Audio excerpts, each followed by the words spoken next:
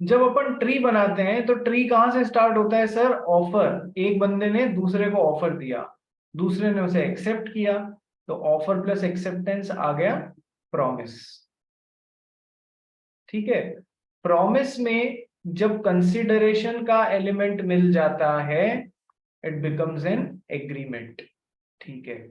और जब agreement, when an agreement is legally enforceable, it becomes a contract. ठीक है सर।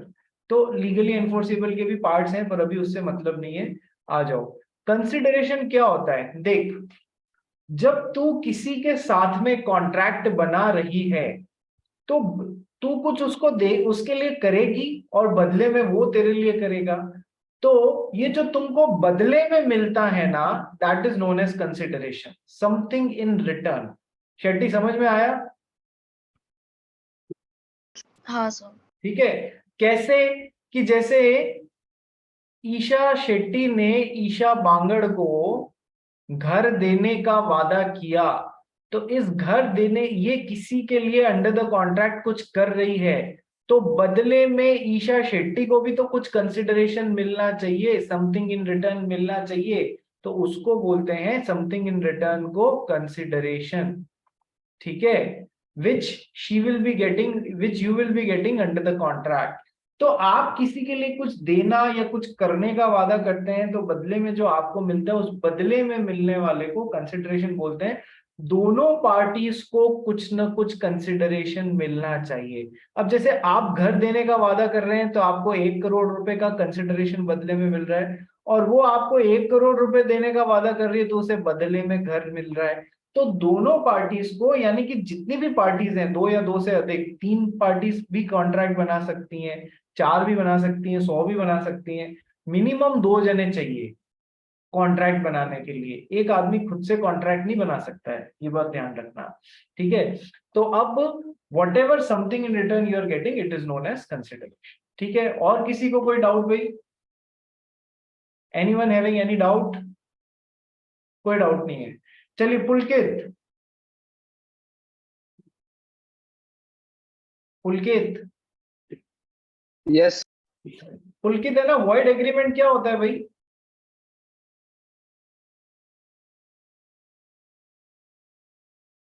एक मिनट। अरे पढ़ के थोड़ी बताना है, अपनी अंडरस्टैंडिंग बता।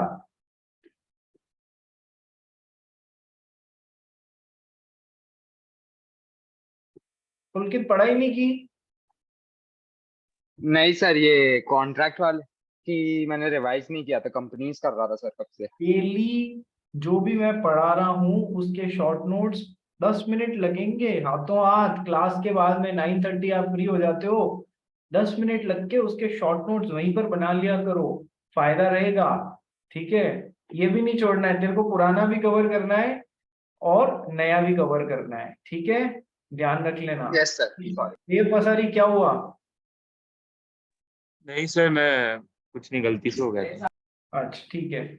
ईशा बांगड़ एक क्वेश्चन पूछ रहे हैं, ईशा बांगड़ नहीं, ईशा शेट्टी क्वेश्चन पूछ रही है, will consideration be always in monetary terms? देख, maximum times it will be in monetary terms, but it is not compulsory कि वो कंसिडरेशन हमेशा मॉनेटरी टर्म्स में ही हो। मनी और मनी इक्विवेलेंट बोला जाता है, जैसे कि एक्स ने वाई को घर देने का और वाई ने एक्स को 1 करोड़ रुपए का कंसिडरेशन देने का वादा किया, तो वाई तो एक्स को 1 करोड़ रुपए का मॉनेटरी टर्म्स में दे रही है।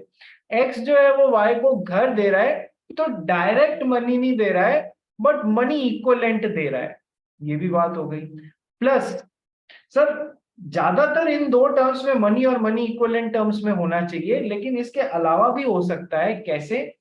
एक्स ने वाई को 500 रुपीज देने का वादा किया वेजेस, और वाई ने एक्स को क्या कंसिडरेशन दिया अंडर द कॉन्ट्रैक्ट, कि मैं आपके लिए आपके घर का रिपेयर वर्क कर दूंगा। या कोई चार्टेड अकाउंटेंट था, उसने बोला मैं आपके लिए रिटर्न्स फाइल कर दूंगा, जो इनकम टैक्स रिटर्न्स होते हैं वो फाइल कर दूंगा।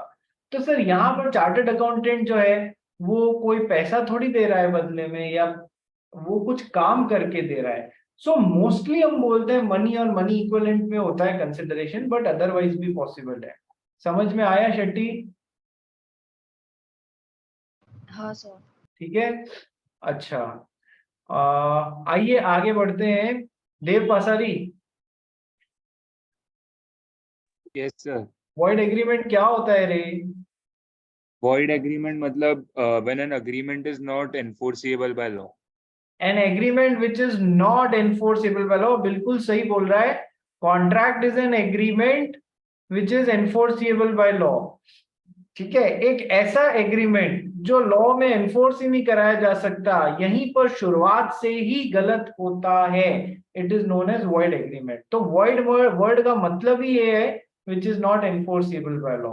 और यदि मैं डेफिनेशन की बात करूं वॉइड एग्रीमेंट की, तो वॉइड एग्रीमेंट की डेफिनेशन बिल्कुल, an agreement not enforceable by law is said to be void agreement. ये शुरुआत से ही गलत होते हैं। और वॉइड कॉन्ट्रैक्ट क्या होते हैं भाई? What are void contracts? Ria, what are void contracts?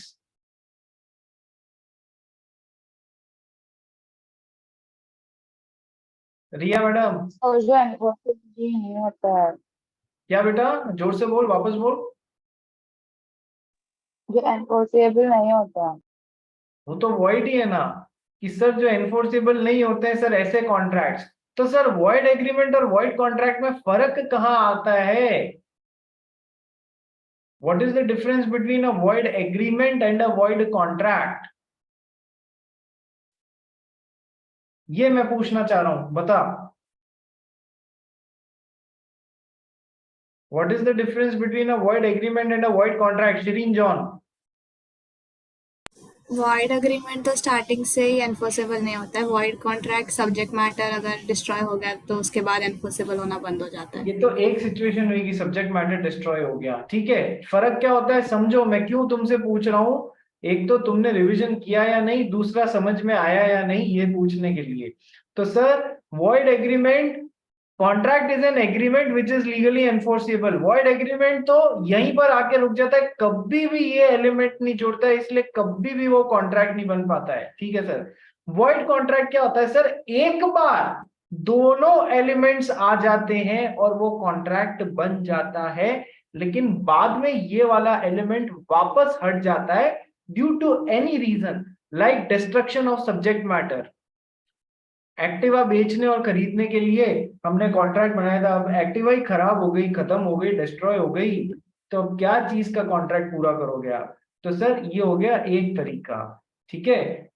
तो ऐसे बहुत सारे तरीके होते हैं जिनसे कॉन्ट्रैक्ट वॉइड बन जाता है, वैलिड कॉन्ट्रैक्ट वॉइड में कन्वर्ट हो जाता है, ठीक है। तो यहाँ एक बार तो इस स्टेज पे पहुंच जाते हैं, लेकिन बाद में कोई और कारण से वापस लीगल एनफोर्सेबिलिटी वाला पॉइंट हट जाता है, तो फिर वो ऐसे कॉन्ट्रैक्ट जिन्हें अब लॉ में एनफोर्स नहीं कराया जा सकता, वॉइड कॉन्ट्रैक्ट, ठीक है। आइए अब वॉइडेबल कॉन्ट्रैक्ट समझाता हूं और पढ़ते हैं, ठीक है। वॉइडेबल कॉन्ट्रैक्ट क्या होता है, उसके लिए हमको एक बार ट्री देखना पड़ेगा। वॉइडेबल कॉन्ट्रैक्ट के लिए हमको एक बार वापस ट्री बना के और देखना पड़ेगा, साथ में बोलते जाओ।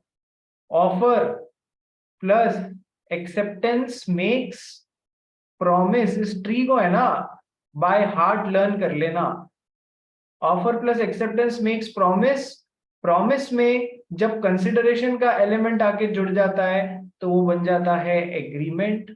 एक एग्रीमेंट जब लीगली एनफोर्सेबल हो जाता है तो वो बन जाता है कॉन्ट्रैक्ट। अभी तक तो याद हो जाना चाहिए। An agreement is said to be legally enforceable when it is having lawful object, when it is having lawful consideration, when it is made with free consent of the parties who are competent to contract,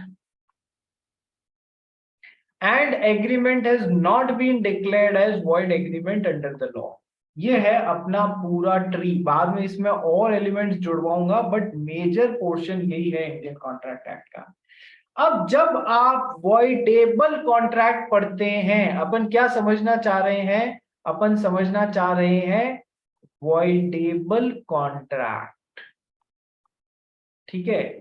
आपने हिंदी में एक term पढ़ा है ना, संधि विच्छेद, पढ़ा है, याद आ रहा है? संधि विच्छेद, विच्छेद मतलब सेपरेट कर देना। तो क्या मैं इस शब्द को तोड़ सकता हूं? क्या मैं इसको बोल सकता हूं void plus able, void plus able, यानी कि it has got the ability to become void।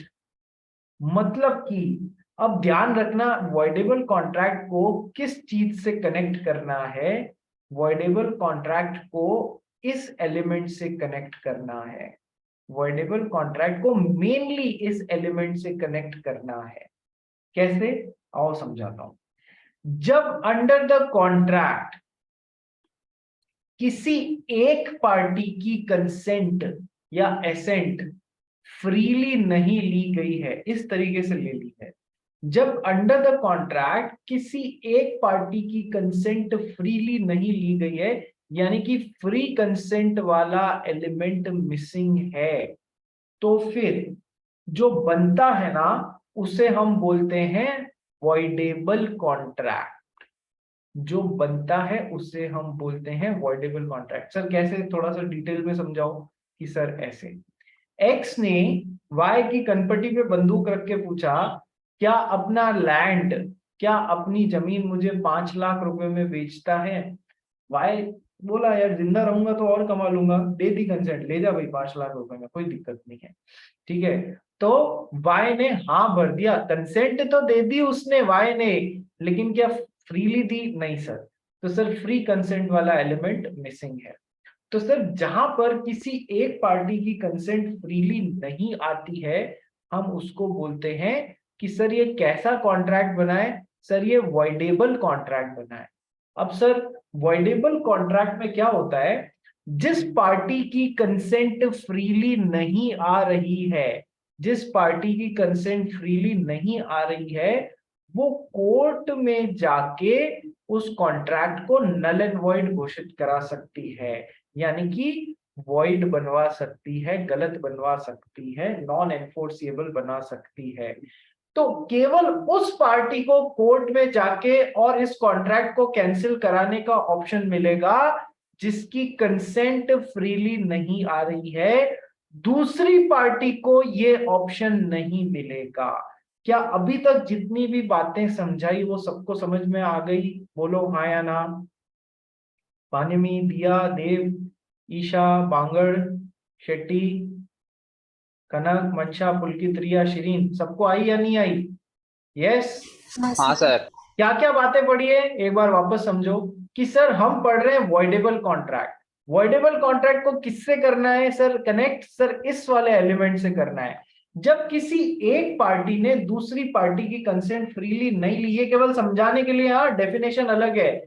जब एक पार्टी ने दूसरी पार्टी की कंसेंट फ्रीली नहीं ली तो फिर और कॉन्ट्रैक्ट बनवा लिया, तो फिर वो कैसा कॉन्ट्रैक्ट बनेगा sir? Voidable contract. Voidable contract बोलते किसे हैं? आओ समझते हैं। वॉइडेबल कॉन्ट्रैक्ट उसे बोलते हैं जो केवल एक पार्टी की इच्छा पे एनफोर्स किया जा सकता है, लेकिन दूसरी पार्टी को ये ऑप्शन नहीं मिलेगा। सर कैसे? जब एक्स ने वाई की जमीन 5 लाख रुपए में सर पे बंदूक रख के खरीदी, तो सर वाई की फ्री कंसेंट नहीं आई है। अब वाई के पास में 2 ऑप्शन है। वो चाहे तो इस कॉन्ट्रैक्ट के साथ में कंटिन्यू कर सकता है, कोई प्रॉब्लम नहीं है, और वो चाहे तो इस कॉन्ट्रैक्ट को रिसेंड करवा सकता है, कोर्ट में जाके खत्म करवा सकता है। रिसेंड का मतलब खत्म कर देना, नल एंड वॉइड करवा देना। तो वो कोर्ट में जाके इस कॉन्ट्रैक्ट को रिसेंड भी करवा सकता है, यानी कि वो चाहे तो कंटिन्यू करे, चाहे तो रिसेंड करवा सकता है। ये कैसा कॉन्ट्रैक्ट होता है सर? Voidable contract. वाई चाहे तो इसके साथ में कंटिन्यू कर सकता है, चाहे तो कोर्ट में जाके इसको वॉइड यानी कि रिसेंड करवा सकता है।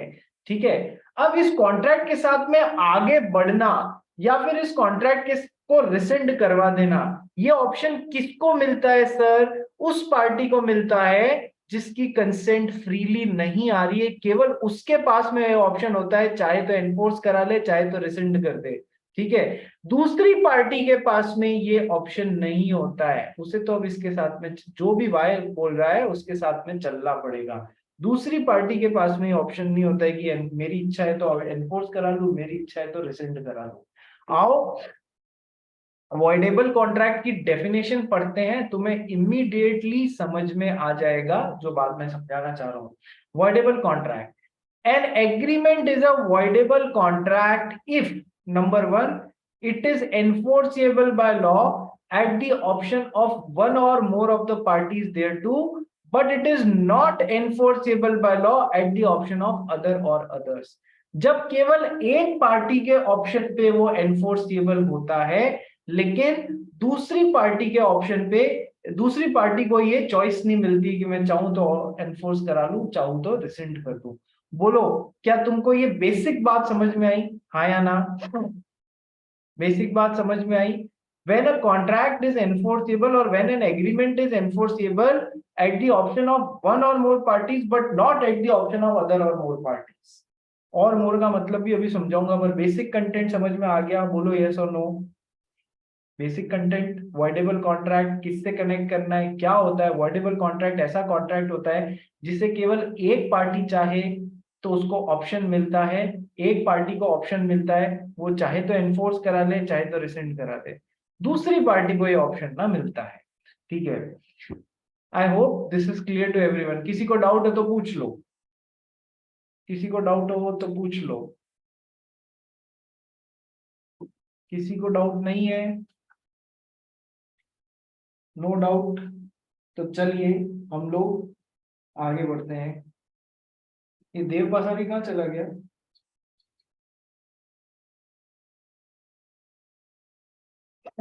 Any idea? भाग गया। चलो, अब सर यहाँ पर डेफिनेशन में लिखा हुआ है voidable contract and agreement is a voidable contract if it is enforceable by law at the option of one or more parties thereto, but it is not enforceable by law at the option of other or others। ये चीज क्या है sir, ये समझ में नहीं आई। enforceable by law at the option of one or more of the parties thereto, option of other और others, ये थोड़ी सी कंफ्यूजिंग है सर, ये समझाओ। आ जाओ देखते हैं। सर ऐसा भी हो सकता है कि कॉन्ट्रैक्ट, जैसे अभी तक मैंने आपको एग्जांपल दिया ना, एक्स और वाई के बीच में बन रहा है, एक्स और वाई के बीच में बन रहा है। ऐसा भी तो हो सकता है कि कॉन्ट्रैक्ट इस तरीके से बन रहा हो, ए बी सी के बीच में और पी क्यू आर के बीच में, यानी ये एक साइड की पार्टीज हैं और ये दूसरी साइड की पार्टीज हैं। तो सर ये एक साइड की पार्टीज जिनकी कंसेंट फ्रीली नहीं आई थी, ठीक है, तो ये चाहें तो कॉन्ट्रैक्ट को एनफोर्स करा सकती हैं, ये चाहे तो रिसेंड करा सकती हैं।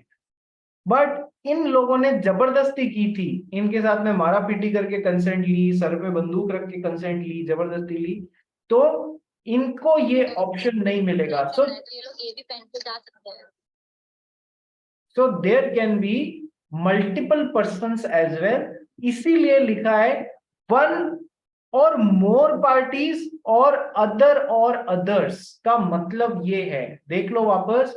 N agreement is a voidable contract if it is enforceable by law at the option of one और more of the parties. One और मोर का मतलब ये या ये, ऐसा भी हो सकता है, but not enforceable eight the option of other और अदर्स, ऐसी सिचुएशन है तो ऐसा भी हो सकता है। तो ज्यादा कोई टेंशन वाली बात नहीं है। क्या तुमको वर्डेबल कॉन्ट्रैक्ट क्या होता है और उसकी डेफिनेशन समझ में आई? बोलो हाँ या ना एवरीवन। हाँ सर। देव पासारी बीच में कहाँ चला गया था? अरे सर मेरा वाईफाई पता नहीं चलना बंद हो गया था, अभी डेटा हॉटस्पॉट है। अच्छा ठीक है, I hope this is clear to everyone. आगे बढ़ते हैं भाई। तो हमने कितनी सारी चीजें समझ ली, हमने समझ लिया ऑफर की डेफिनेशन, एक्सेप्टेंस की डेफिनेशन, प्रॉमिस की डेफिनेशन, कंसिडरेशन की डेफिनेशन अपन समझना बाकी है, एग्रीमेंट, लीगली एनफोर्सेबल, कॉन्ट्रैक्ट की डेफिनेशन। सर कॉन्ट्रैक्ट की डेफिनेशन कर ली, contract is an agreement which is enforceable by law. Offer की डेफिनेशन कर ली, एक्सेप्टेंस की कर ली, प्रॉमिस की कर ली, वॉइड एग्रीमेंट की कर ली, वॉइड कॉन्ट्रैक्ट की कर ली। ये सब तुमको टिप्स पे याद होनी चाहिए और सबके बीच में डिफरेंसेस आने चाहिए। यदि ये बेसिक क्लियर नहीं हुए, आगे 1.5 महीने तक 1.5 मंथ या 2 मंथ जितना भी कॉन्ट्रैक्ट एक्ट चलेगा, तुम फाफू ही करते रहोगे, तुमको कुछ समझ में नहीं आएगा। ठीक है, वॉइड एग्रीमेंट, वॉइड कॉन्ट्रैक्ट। ठीक है, इसके बाद में अपन ने समझ ली वॉइडेबल कॉन्ट्रैक्ट की डेफिनेशन समझ ली। Yes sir. अब अपन समझते हैं कंसिडरेशन की डेफिनेशन। आ जाओ, कंसिडरेशन समझ तो लिया है सर, समथिंग इन रिटर्न। जब हम आपके लिए कुछ कर रहे हैं तो हमें भी तो समथिंग इन रिटर्न मिलना चाहिए। वो समथिंग इन रिटर्न जो है उसको कंसिडरेशन बोलते हैं। ठीक है, आइए कंसिडरेशन की डेफिनेशन स्टार्ट करते हैं। Shireen John please read for us. When at the desire of the promiser, the promisee or any other person has done or abstained from doing or does or abstains from doing or promises to do or to abstain from doing something, such act or abstinence is called consideration. Consideration is something in return. In Latin words or terms, it is known as quid pro quo. देखो, सबसे पहले तो समझो हम लोग Latin words क्यों पढ़ रहे हैं। लॉ जो है ना बेटा, उसको डेवलप होने में लैटिन टर्मिनोलॉजीज या लैटिन कंट्रीज का बहुत बड़ा योगदान रहा है, तो वहां से हम काफी सारे कंसेप्ट्स बोरो करते हैं। ठीक है, तो और भी बहुत सारी जगह कॉन्ट्रैक्ट एक्ट में आपको लैटिन टर्म्स देखने को मिलेंगी। तो लैटिन एक टर्म है quid pro Q. Quid pro Q, quid pro Q का मतलब होता है समथिंग इन रिटर्न। जो अपन को पता है कि जब हम आपके लिए कर रहे हैं तो हमें भी तो समथिंग इन रिटर्न मिलना चाहिए। इस समथिंग इन रिटर्न को ही कंसिडरेशन बोलते हैं। So consideration is based on the premise of quid pro quo, that is, if I am giving something to you or if I am doing something for you, I must get something in return। यही consideration का basis होता है। अब second चीज consideration को लेके समझो आप लोग, that consideration can be past consideration, it can be present consideration, it can be future consideration. Tenses पढ़े हैं ना रे अपन ने सर? टेंसेस 3 तरीके के होते हैं sir, past tense, present tense, future tense. ठीक है, तो past tense, present tense, future tense, तो सर कंसिडरेशन में बस वो लाके जोड़ देना। Consideration can be past consideration, consideration can be present consideration, consideration can be future consideration. आओ समझते हैं क्या चीज है। हमारी क्लास में 2 शेट्टी हैं, एक है ईशा शेट्टी और एक है दिया शेट्टी। ठीक है, शेट्टी 1, शेट्टी 2। ठीक है, अब एक दिन क्या हुआ, ईशा शेट्टी जो है वो मार्केट से वेजिटेबल्स परचेज करने गई। ईशा शेट्टी मार्केट से वेजिटेबल्स परचेज करने गई। इसकी मम्मी ने इसको बोला था जाओ थोड़ा सा मेरा काम करो, मार्केट से ये सामान लेके आओ। ठीक है, तो वेजिटेबल वेंडर के पास में गई है, जो सब्जी बेच रहा था उसके पास में गई। ठीक है सर, ईशा शेट्टी ने पूछा भैया भिंडी कैसी थी? तो वेजिटेबल वेंडर बोला कि मैडम 50 रुपीज केजी है। ठीक है, तो ईशा शेट्टी ने कहा चलो ठीक है 2 किलो भिंडी पैक कर दो। ठीक है, वेजिटेबल वेंडर ने कहा ये लो मैडम 2 किलो भिंडी, और ईशा शेट्टी ने कहा ये लो सर 100 रुपए, 50 रुपए किलो से 2 किलो के 100 रुपए। ठीक है, तो सर अब इनके बीच में कॉन्ट्रैक्ट बन रहा है, ऑफर था, एक्सेप्टेंस था कि सर भिंडी कैसी थी कि सर 100 रुपए 50 रुपीज केजी। अच्छा भैया मुझे 2 किलो भिंडी एट द रेट ₹50 पर केजी दे दो। वेजिटेबल वेंडर ने बोला ओके मैडम ये लो तोल दी, ये आपकी हो गई, और उसने भी 100 रुपए दे दिए। सर जिस समय कॉन्ट्रैक्ट बन रहा है उसी समय वेजिटेबल वेंडर को भी कंसिडरेशन मिल रहा है और ईशा शेट्टी को भी उसी समय 2 किलो भिंडी मिल रही है, यानी कि उसको भी कॉन्ट्रैक्ट बनाने के समय ही उसको भी कंसिडरेशन मिल रहा है। तो कॉन्ट्रैक्ट बनाने के समय से देखना है अपने को, कॉन्ट्रैक्ट बनाने के समय से देखना है कि कौन सी पार्टी को कब कंसिडरेशन मिला। सर ये इस हाथ दे इस हाथ ले कर रहे हैं, ये पकड़ो 100 रुपए, ये पकड़ो भिंडी, ठीक है। तो सर दोनों कॉन्ट्रैक्ट बनाते समय ही एक दूसरे को कंसिडरेशन मिल रहा है, दे रहे हैं, तो दोनों को प्रेजेंट में कंसिडरेशन मिल रहा है, प्रेजेंट कंसिडरेशन, प्रेजेंट कंसिडरेशन, ठीक है। ऐसा भी हो सकता है, ऐसा भी हो सकता है कि एक पार्टी को पास्ट में कंसिडरेशन मिला हुआ हो और एक को अभी प्रेजेंट में कंसिडरेशन मिल रहा हो। कैसे, आओ एग्जांपल से समझते हैं। Shireen John is a friend of Mansa Sharma, ठीक है। मनसा शर्मा को एक बार है ना कोई अर्जेंटली कुछ पेमेंट की जरूरत पड़ गई, तो शिरीन जॉन से उसने मदद मांगी, शिरीन यार मेरे को पैसे की जरूरत है, हेल्प करेगी क्या। शिरीन जॉन दिलदार, शिरीन जॉन ने बोला अरे कितने पैसे चाहिए। मनसा शर्मा बोली यार मेरे को है ना 50,000 रुपए की जरूरत है। शिरीन जॉन ने अपने अकाउंट से एटीएम कार्ड से निकाल के 50,000 रुपए मनसा शर्मा को दे दिए। कुछ नहीं चल रहा है, बस आउट ऑफ फ्रेंडशिप ही इसकी मदद करी है, ठीक है। 2 महीने हो गए, मनसा शर्मा के मन में आया यार मैं पैसे चुका नहीं पा रही हूँ, तो मनसा शर्मा ने शिरीन जॉन को ऑफर किया, शिरीन देख मैं तेरे को पैसे चुका नहीं पा रही हूँ, तूने मेरे को 50,000 रुपए से मदद करी थी, मैं तेरे पैसे ना तो चुका पा रही हूँ ना चुका पाऊंगी, मेरी ऐसी पोजीशन नहीं है, तो मैं एक उसकी जगह तेरे को एक ऑफर देती हूँ, तू मेरी नई एक्टिवा है, तू वो रख ले, तो मतलब अपने पैसे की जगह ये रख ले। शिरीन जॉन को भी जरूरत तो थी और उसको पता भी पड़ गया था कि चल यार पैसे खड्डे में जाए उससे अच्छा, और जरूरत भी है तो अपन एक्टिवा रख ही लेते हैं। तो मनसा शर्मा बोली तू यार अपने पैसे की जगह एक्टिवा रख लेगी क्या। शिरीन जॉन बोली हाँ।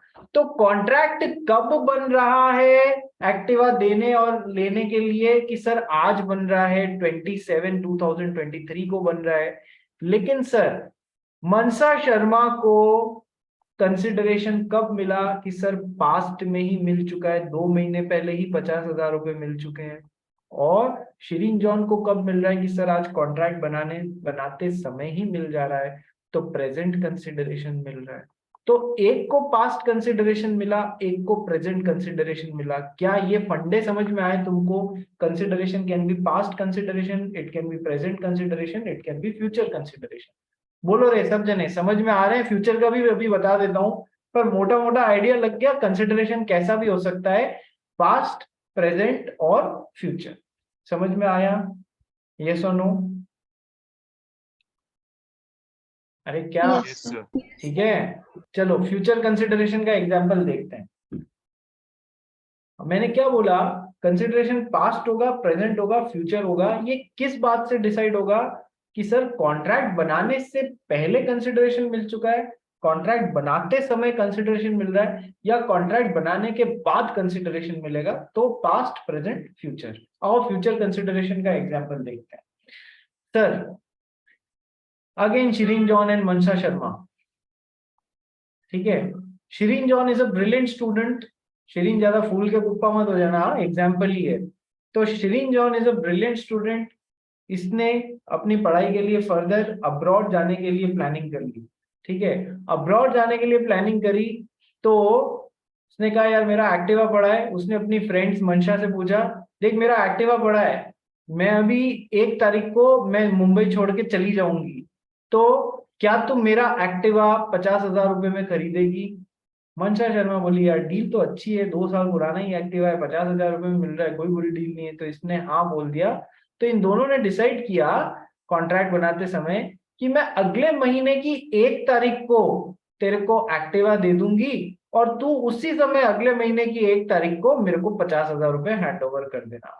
यानी कि कॉन्ट्रैक्ट कब बन रहा है रे, आज बन रहा है, 20/7/2023 को बन रहा है। लेकिन दोनों पार्टीज एक दूसरे को कंसिडरेशन कब देंगी, फ्यूचर में 1 तारीख को, अगले महीने की 1 तारीख को। ये भी 1 तारीख को स्कूटर देगी, ये भी 1 तारीख को पैसा देगी। तो कॉन्ट्रैक्ट बनाने के बाद में जब जिसको जो कंसिडरेशन मिल रहा है, तो वो फ्यूचर। तो मनसा को भी फ्यूचर कंसिडरेशन मिल रहा है और शिरीन जॉन को भी फ्यूचर कंसिडरेशन मिल रहा है। यदि ऐसा होता कि शिरीन जॉन और Mansa Sharma, same example, Shireen John और मनसा शर्मा कि मैं अगले महीने की 1 तारीख को तेरे को स्कूटर दूंगी। मनसा ने कहा चल तू अगले महीने की 1 तारीख को दे देना, पेमेंट मैं आज ही कर देती हूँ, 50,000 रुपए ले पकड़, बाद में फिर मेरे से खर्च हो जाएंगे, तो अभी पैसे रख ले, ठीक है।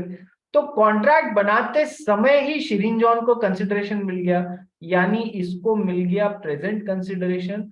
और मंशा को कब मिलेगा? 1 तारीख को मिलेगा, तो सर फ्यूचर कंसिडरेशन। तो दोनों को पास्ट, दोनों को प्रेजेंट, एक को पास्ट एक को प्रेजेंट, दोनों को फ्यूचर, एक को प्रेजेंट एक को future, there can be n number of permutations and combinations कि किसको कब कंसिडरेशन मिल रहा है। बात समझ में आ गई? Consideration can be past consideration, it can be present consideration, it can be future consideration. बोलो समझ में आया या नहीं आया?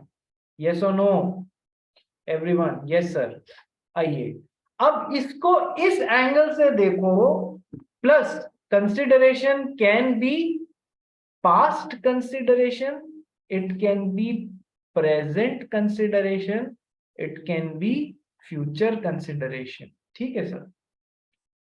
कल मैंने एक चीज और बताई थी आपको, offer can be a positive offer और अ नेगेटिव ऑफर, बताई थी या नहीं बताई थी? Offer can be positive offer.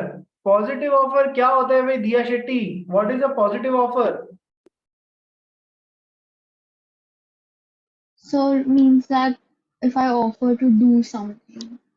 Offer for doing something, कुछ करने के लिए। क्या आप अपना घर मेरे को बेचेंगे? तो that is a positive offer. Negative offer, offer not for doing something, offer to not to do something, not to do something, negative offer. ठीक है सर। यदि आप मेरे पे केस नहीं करेंगे तो मैं 2 महीने में पैसे चुका दूंगा। नहीं करेंगे, not to do something. So second is an example of negative offer. अब इसमें ये चीज लाके जोड़ दो, पास्ट कंसिडरेशन कैसा भी हो सकता है, पॉजिटिव भी हो सकता है, नेगेटिव भी हो सकता है। प्रेजेंट कंसिडरेशन कैसा भी हो सकता है, पॉजिटिव भी हो सकता है, नेगेटिव भी हो सकता है। मैंने केस नहीं किया तो सामने वाला मेरे को बोल रहा है मैं भविष्य में, फ्यूचर में आपको 2 महीने में पैसे चुका दूंगा। Future consideration can also be positive consideration और नेगेटिव कंसिडरेशन। कुछ किया हुआ मिल भी सकता है, कुछ नहीं भी किया हुआ, जिस चीज के लिए जैसा ऑफर, जैसा कॉन्ट्रैक्ट, वैसा कंसिडरेशन। क्या ये बात समझ में आई कि इसमें तीनों में ये पॉजिटिव और नेगेटिव वाले फंडे फर्दर लाके जोड़ देना। कंसिडरेशन कैसा भी हो सकता है, पॉजिटिव कुछ किया हुआ, नेगेटिव कुछ नहीं किया हुआ।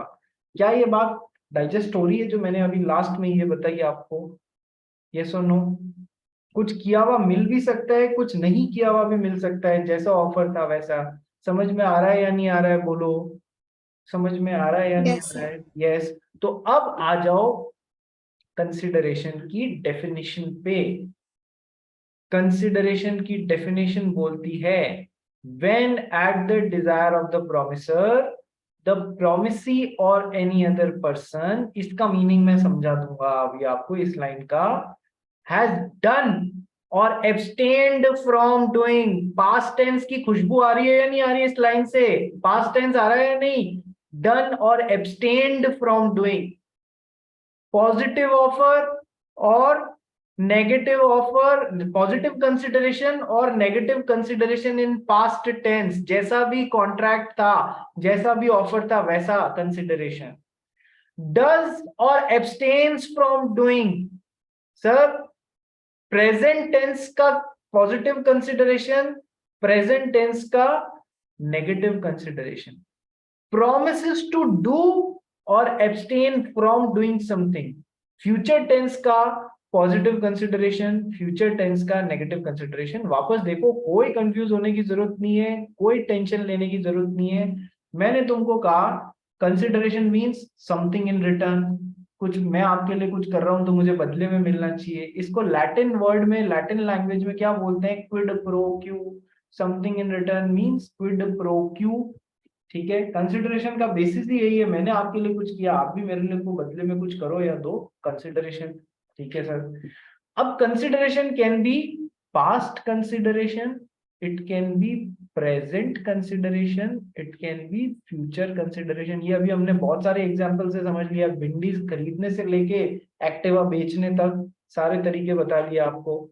सर पास्ट कंसिडरेशन कि सर पास्ट में ही मैं आपके लिए कुछ कर चुका हूं कॉन्ट्रैक्ट बनाने से पहले ही. So when at the desire of the promisor the promisee और any other person has done और एब्सटेन्ड फ्रॉम डूइंग, यानी कि पॉजिटिव या नेगेटिव जैसा भी वो कॉन्ट्रैक्ट था वो काम मैंने आपके लिए कर दिया है. डज और एब्सटेन्स फ्रॉम डूइंग, मैं कर रहा हूं या नहीं कर रहा हूं अभी कॉन्ट्रैक्ट बनाते समय, present consideration. promises to do positive or abstain from doing in future, that is future consideration का positive side और future consideration का negative side. Such an act or abstinence is called consideration. वापस same link पे सभी जने एक बार rejoin कर लीजिए तो आगे का डिस्कस करता हूँ. सेम लिंक पे रिजॉइन कर लो.